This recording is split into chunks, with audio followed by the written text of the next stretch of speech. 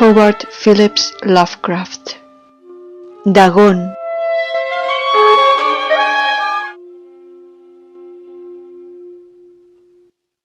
Escribo esto bajo una fuerte tensión mental, ya que cuando llegue la noche habré dejado de existir. Sin dinero y agotada mi provisión de droga, que es lo único que me hace tolerable la vida, no puedo seguir soportando más esta tortura. Me arrojaré desde esta ventana de la buhardilla a la sórdida calle de abajo.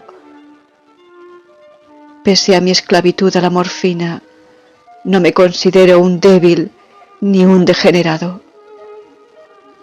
Cuando hayan leído estas páginas atropelladamente garabateadas, quizá se hagan idea, aunque no del todo, de por qué tengo que buscar el olvido o la muerte.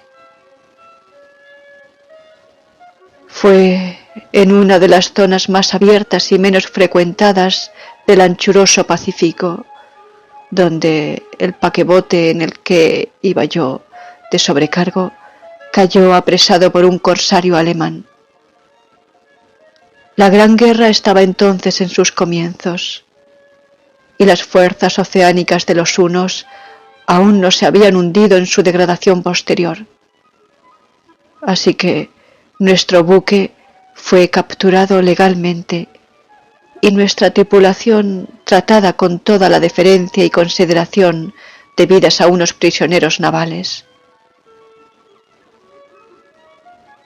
En efecto, tan liberal era la disciplina de nuestros opresores que 5 días más tarde conseguí escaparme en un pequeño bote con agua y provisiones para bastante tiempo.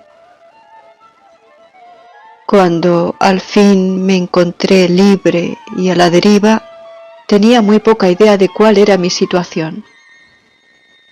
Navegante poco experto, solo sabía calcular de manera muy vaga por el sol y las estrellas que estaba algo al sur del Ecuador.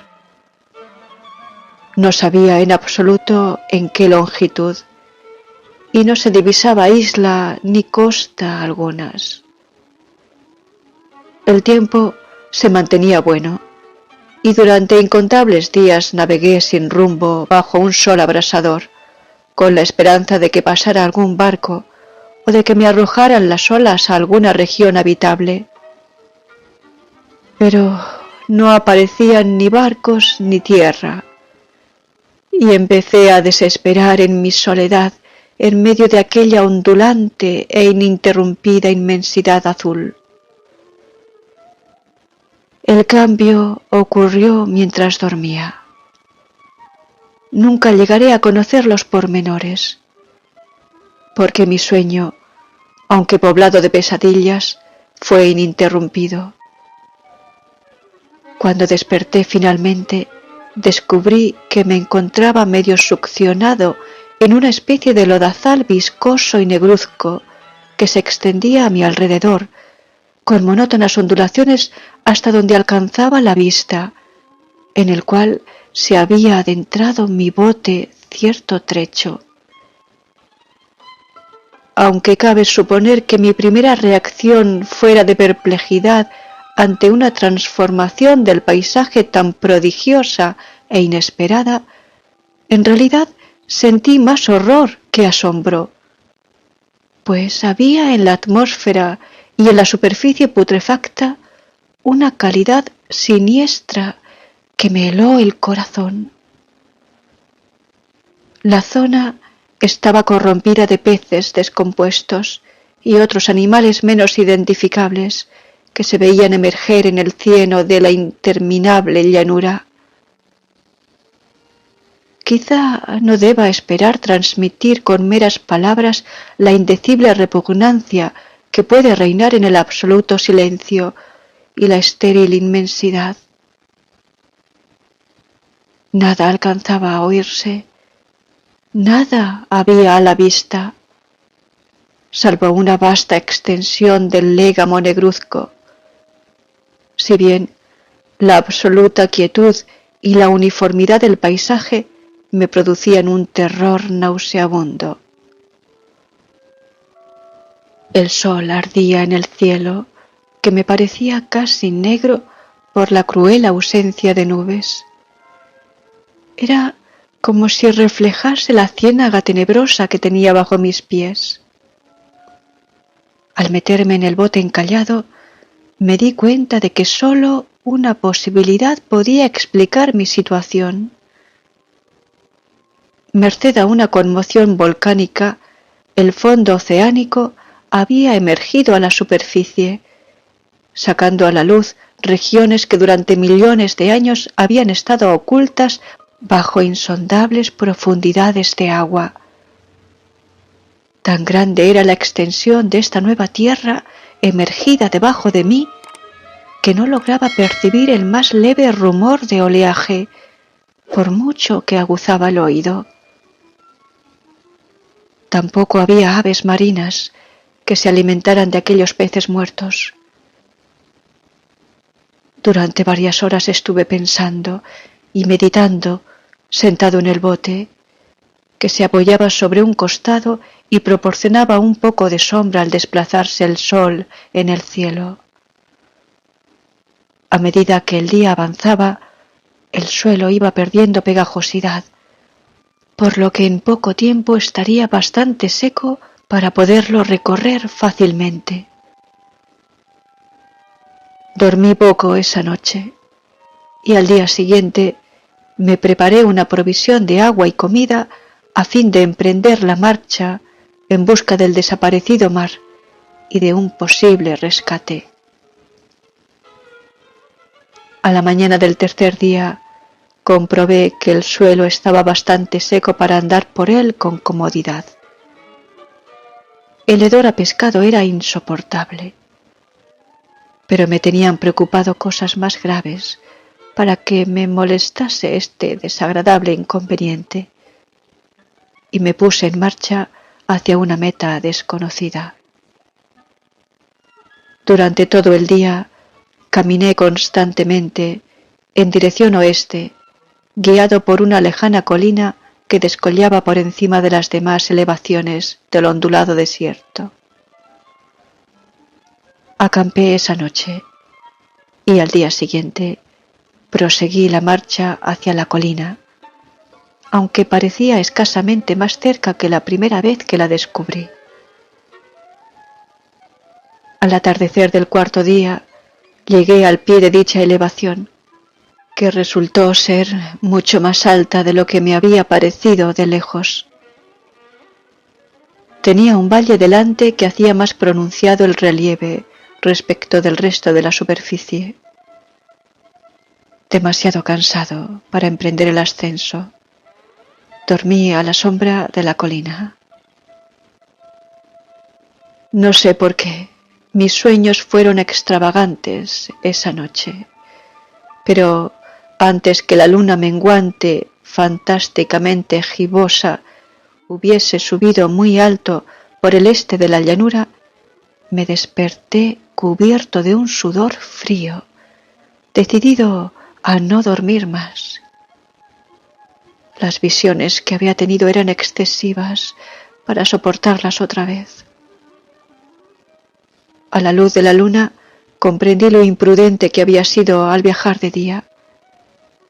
Sin el sol abrasador, la marcha me habría resultado menos fatigosa. De hecho, me sentí de nuevo lo bastante fuerte como para acometer el ascenso que por la tarde no había sido capaz de emprender. Recogí mis cosas e inicié la subida a la cresta de la elevación. Ya he dicho que la ininterrumpida monotonía de la ondulada llanura era fuente de un vago horror para mí. Pero creo que mi horror aumentó cuando llegué a lo alto del monte y vi al otro lado una inmensa sima o cañón, cuya oscura concavidad aún no iluminaba la luna. Me pareció que me encontraba en el borde del mundo, escrutando desde el mismo canto hacia un caos insondable de noche eterna.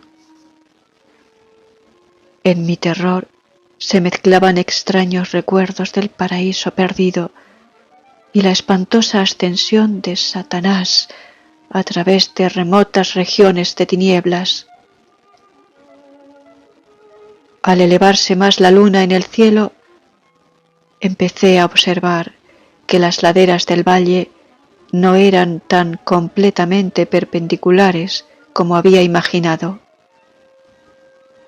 La roca formaba cornisas y salientes que proporcionaban apoyos relativamente cómodos para el descenso.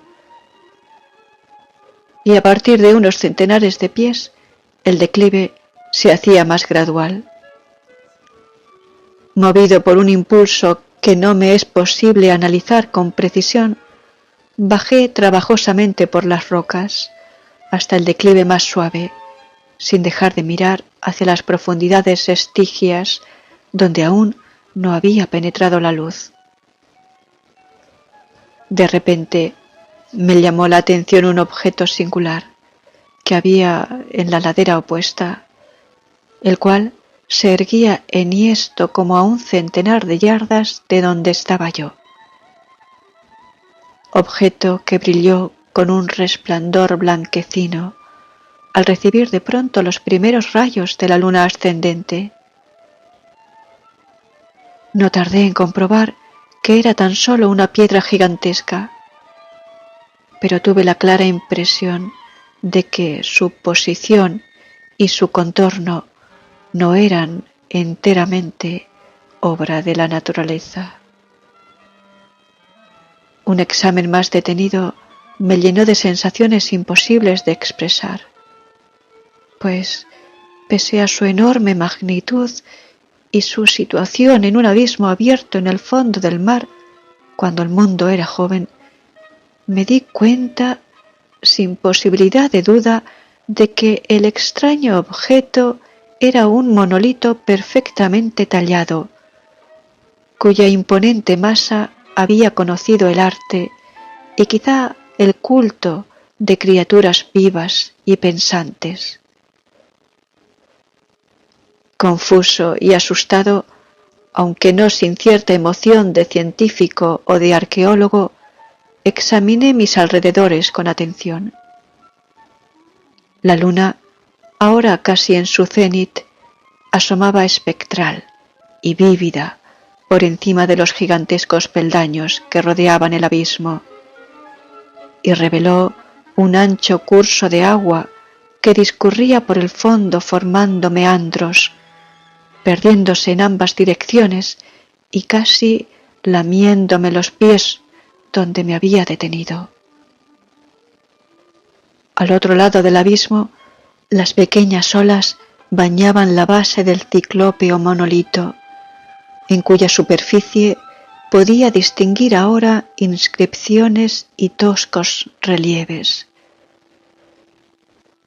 La escritura pertenecía a un sistema de jeroglíficos desconocido para mí, distinto de cuantos yo había visto en los libros, y consistente en su mayor parte en símbolos acuáticos esquematizados, tales como peces, anguilas, pulpos, crustáceos, moluscos, ballenas y demás.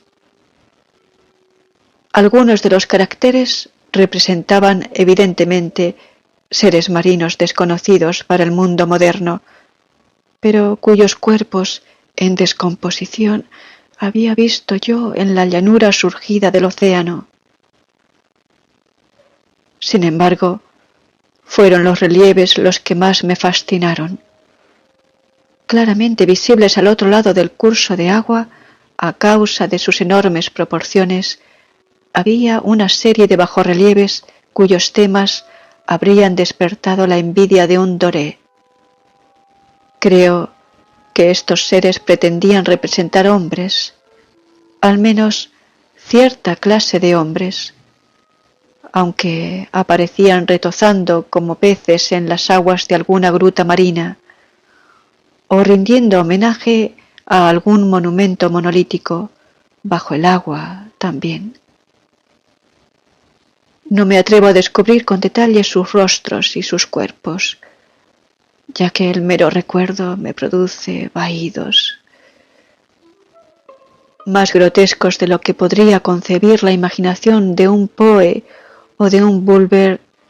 Eran detestablemente humanos en general, a pesar de sus manos y pies palmeados, sus labios espantosamente anchos y flácidos, sus ojos abultados y vidriosos y demás rasgos de recuerdo menos agradable.